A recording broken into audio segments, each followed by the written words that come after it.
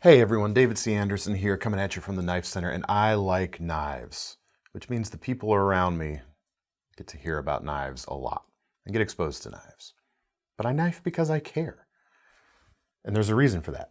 We're going to talk about that in today's episode of Knife AQ, the series where I answer all your questions, sharp or dull. This is episode 208. Let's get into it.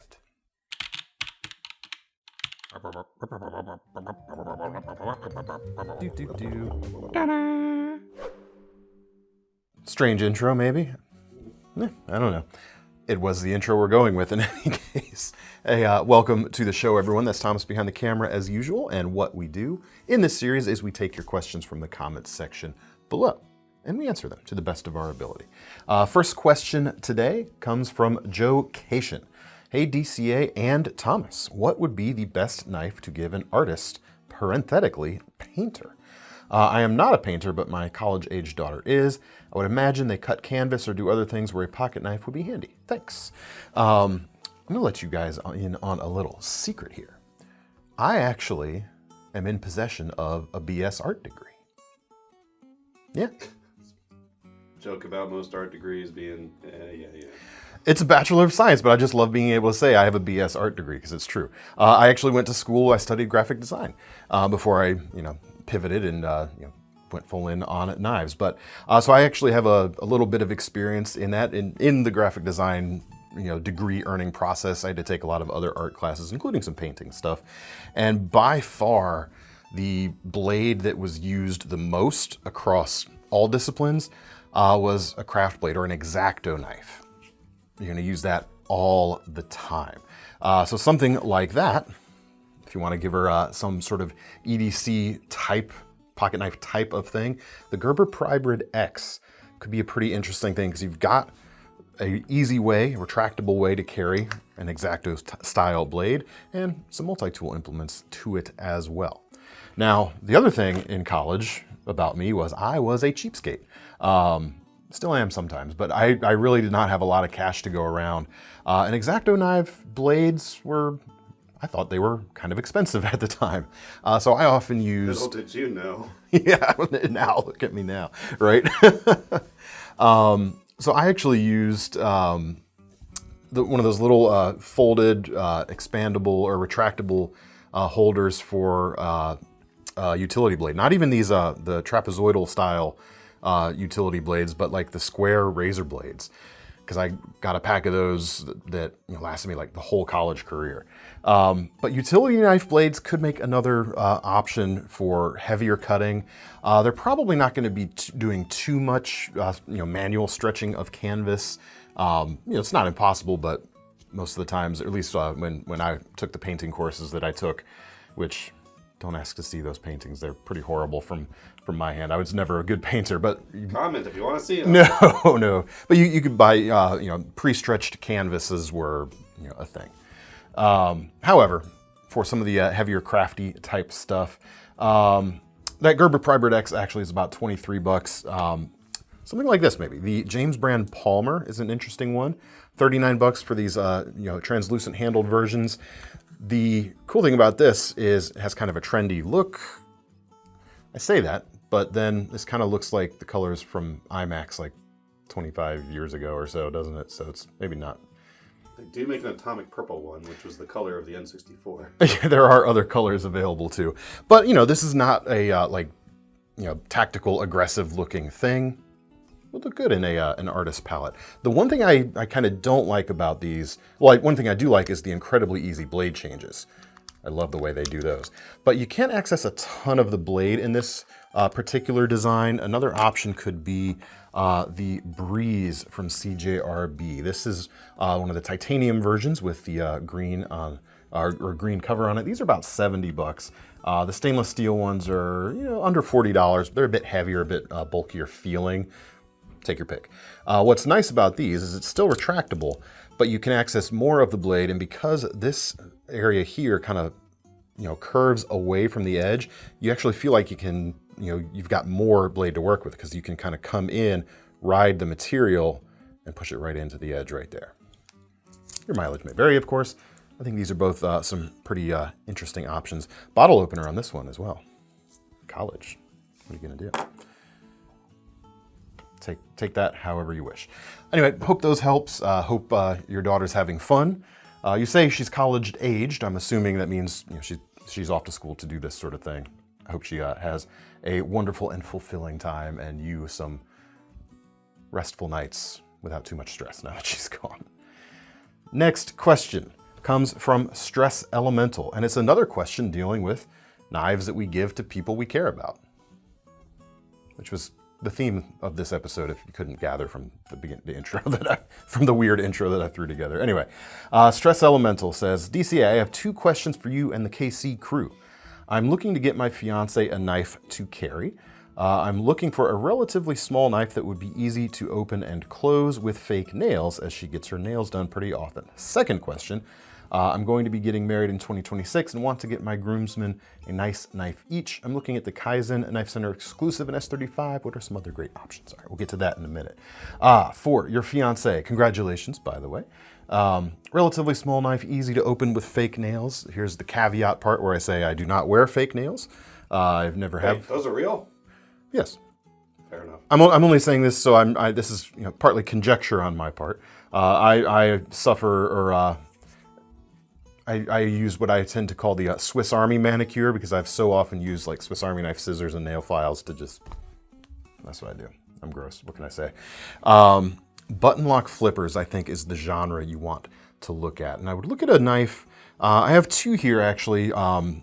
The nice thing about a button lock flipper, here's the button lock Penguin right here. It's about $65 for 14C28 and blade, is you can operate it like so, in both opening and closing fashion, like that. And it would leave a way to keep any protruding nails out of the way. You can also flip it, probably without that nail getting in the way. The G10 on this particular model it's just the standard surface finish of G10, so it's got a little more grip to it rather than a smooth sanded finish.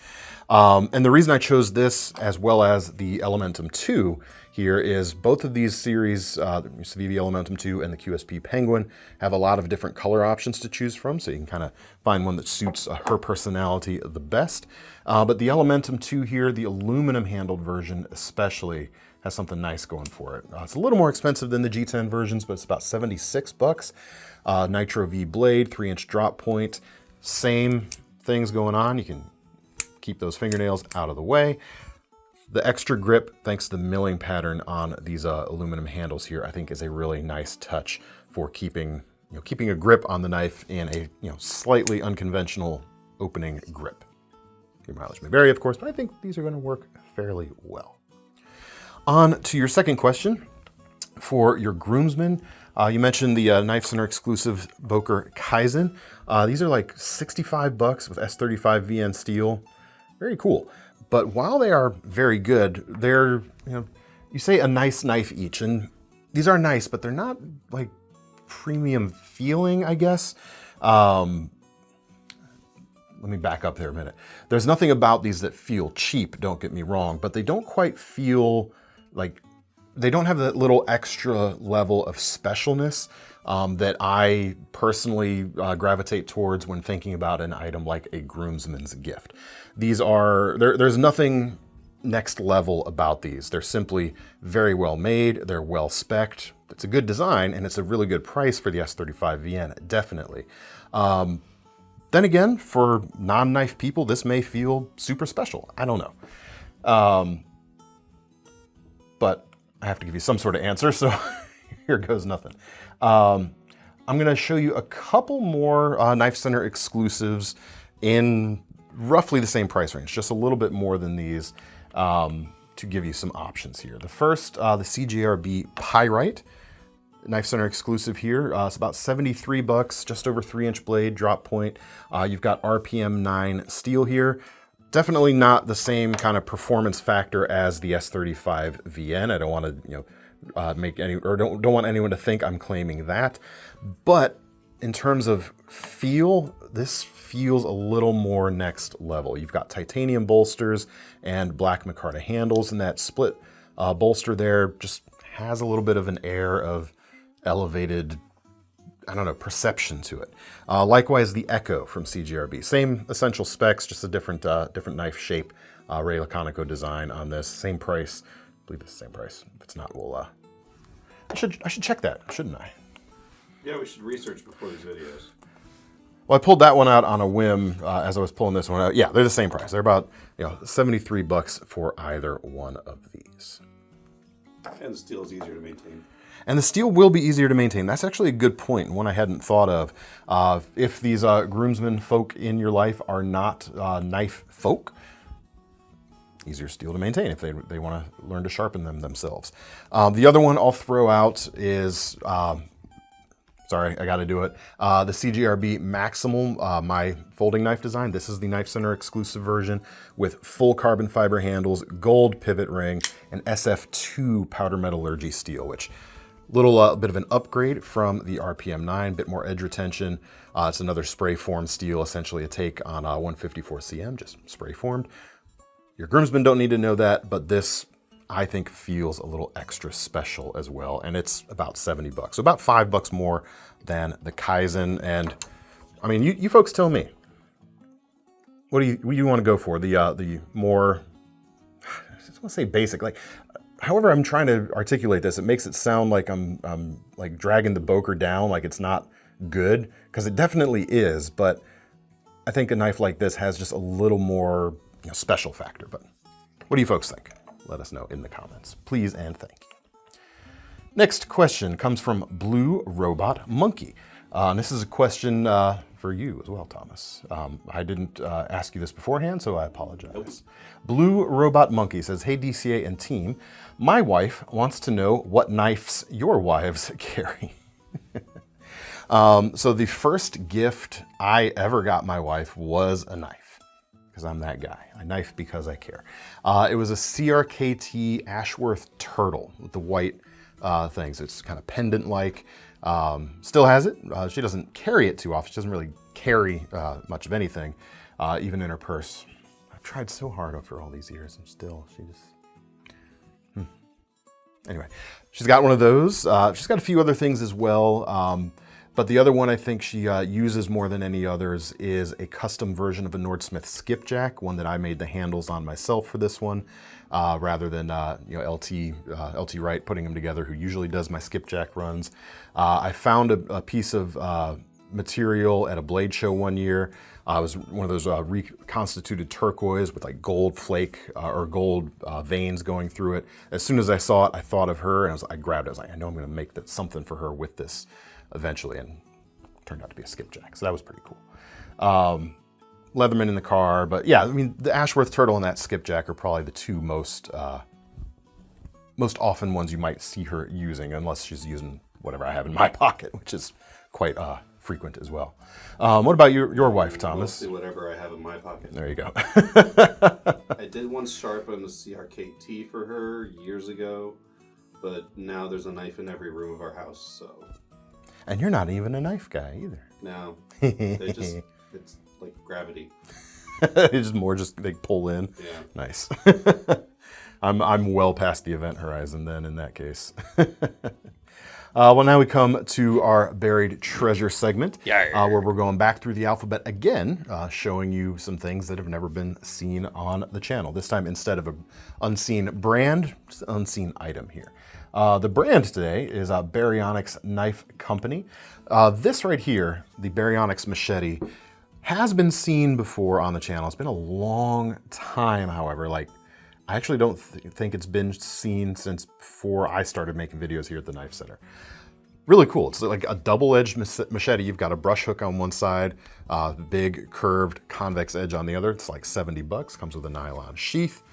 Massive, awesome yard clearing tool. This would have actually been a really nice option in our blades for working around your backyard episode last week.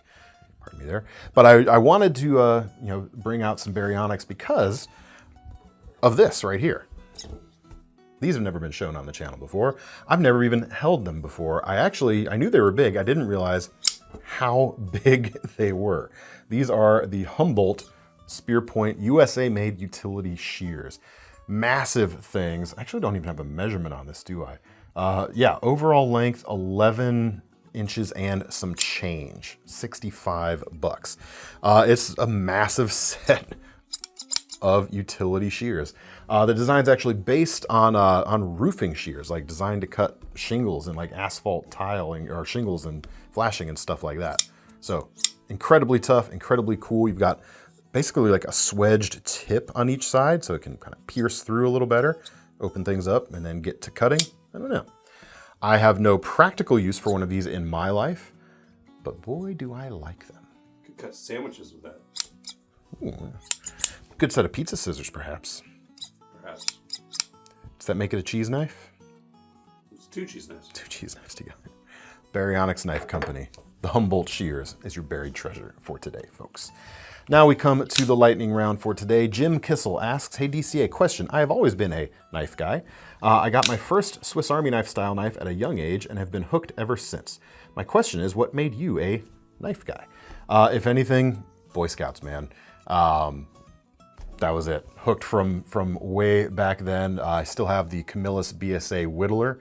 That was kind of the start of my journey there, or at least the one that replaced the one that I dropped into the latrine at Broad Creek Scout Reservation in the middle of the night, breaking my heart. So if you've been there and found it, we don't want it back. I kind of would, actually. Yeah. Send it to your house. And actually, I forgot to mention this talking about my wayward art student days earlier. I had a Stockman back in the day there. I would use the coping blade or the sheep's foot blade often in lieu of a blade like this. So throw that in there as well. But yeah, it's that Stockman or that Camillus BSA Whittler, which is a more or less is a Stockman. Boy Scout days, yeah, it was all over. David Zomchik asks, hey DC, I love your videos. Thank you, sir. I do love finger-safe locks, as you call them, especially the crossbar/axis lock styles, but my concern is that they all seem to be very lightly sprung when in the closed position. While that makes for easy opening, I feel they may open unexpectedly and cause severe injury. Some I have handled can even open with just a wrist flick and not even touching the release. I'm going to answer this in fewer words than the question, probably. We'll see. So far, not so much. Even those that are... Sorry, man. Even those that are adjustable are still weak when adjusted to their maximum pressure. Can you let us know what knife of this lock type is the strongest in the closed position? Really want to get one that requires a definite opening force. Thanks. Again, a little bit of shameless self-promotion, so I apologize, but CJRB is the one to go with, and that's why, honestly, I wanted them to build the Maximal. All of their crossbar locking knives have this. It's almost like... It feels like it has a really good detent on a knife like this. And the thumb stud knives like this and the shale, you can really tell that. Some stuff like the Hectare here, you can still feel it, but you can't, you don't get the same kind of flick feeling because of the blade cutout. Just gives you slightly less positive interaction with the blade, but these definitely have very strong self-close. You can overcome it. It's not like impossible, but CGRB, any of their crossbar locking knives would be the ones I would suggest taking a look. Well, if he doesn't mind voiding a warranty, de-assist an assisted Benchmade.